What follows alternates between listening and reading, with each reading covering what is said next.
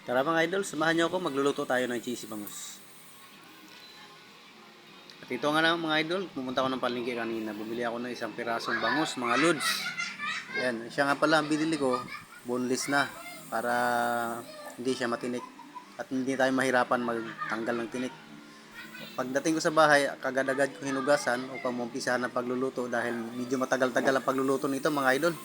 Dahil hindi tayo gagamit nito ng mantika, hindi tayo gagamit ng kung ano-ano pa. Ayan, nilagyan ko lang ng tuyo kanina, saka ilagay natin dito sa dahon ng saging, nakalagay sa kawali mga idol. Tapos ilagay natin kasunod yung mga sibuyas saka kamatis. Nilagyan na rin pala natin yan ng mga pampalasa mga idol kasi hindi ko lang na-videohan kanina. Saka nilagyan na rin natin ng pamintang durog yan mga idol para matanggal ang lansa, no. Pagkatapos nga natin malagyan ng sibuyas sa kamatis, tatakpan lalagyan natin ng cheese mga idol para mas masarap. Mas masarap kasi pag cheese, may cheese na sa ibabaw. Kaya nilagay na natin cheesy bangus mga idol. Ayan, habang ginagadgad natin ng cheese, mag-ano tayo yan, mga lods. Paubos na.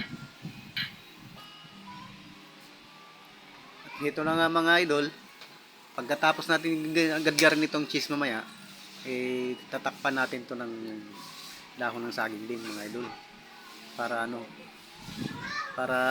yan ang magsilbing yung takip. Tapos patungan natin sa ibabaw.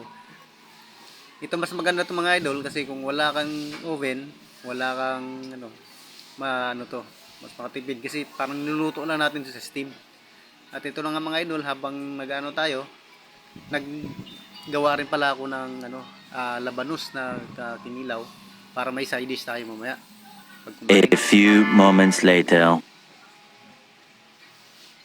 At ito na nga mga idol, medyo naluto na siya. Lalagyan na natin ng sibuyas dahon sa ibabaw para may maganda tingnan at saka mas masarap. Palasa rin kasi mga idol, matanggal lansa rin.